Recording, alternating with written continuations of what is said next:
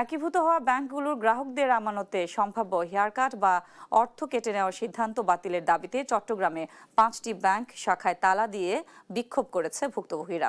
তারা দ্রুত টাকা ফেরত ও ব্যাংক কার্যক্রম স্বাভাবিক করার দাবি জানান।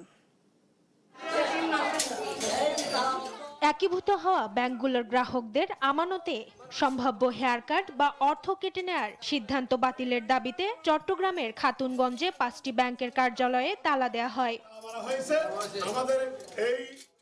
রোববার সকাল থেকেই নগরের বিভিন্ন এলাকা থেকে আসা গ্রাহকরা ব্যাংকে তালা দেয়া কর্মসূচিতে অংশ নেন। এ সময় তারা গ্লোবাল ইসলামী ব্যাংক, ফার্স্ট সিকিউরিটি ইসলামী ব্যাংক ও এক্সিম ব্যাংকের গেটে তালা ঝুলিয়ে দেন।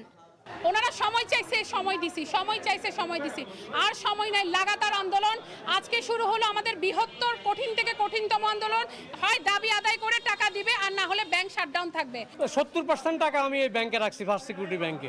এখন তারা টাকাও দিচ্ছে না, মুনাফাও দিচ্ছে না। আবার মরার উপর বিস্ফোরা, যেটা যে 24-25 সালে তারা হেয়ার কাট করে আমার আসল টাকা কাটে নিবে। তাদের অভিযোগ, বছরের পর বছর কষ্ট করে জমানো অর্থ ব্যাংকে রাখার পর এখন সেই আমানতের একটি অংশ কেটে নেয়ার সিদ্ধান্ত নিয়েছে কর্তৃপক্ষ। ন্যায্য টাকা আদায়ে দেখা দিয়েছে চরম অনিশ্চয়তা। আমরা কোনো হেয়ার কাট মানি না, আমরা স্বাভাবিক লেনদেন চাই। আমরা প্রধানমন্ত্রী বরাবর স্মারকলিপি দিয়েছি, অর্থমন্ত্রীকে স্মারকলিপি দিয়েছি। পিঠটা দেয়ালে ঠেকে গেছে, যার কারণে আমরা বাধ্য হয়েছে মাঠে নামার জন্য। ব্যাংক একীভূতকরণ বা মালিকানা পরিবর্তনের দায় গ্রাহকদের ওপর চাপানো কোনোভাবেই গ্রহণযোগ্য নয় বলেও মনে করেন তারা।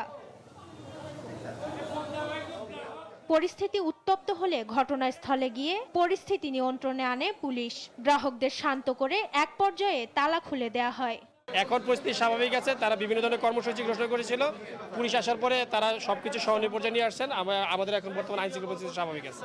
গ্রাহকদের আমানতের টাকা দ্রুত ফেরত না দেয়া হলে আরো কঠোর কর্মসূচির হুঁশিয়ারি দেন তারা। মাকদুরা মিতি, দেশ টিভি, ঢাকা।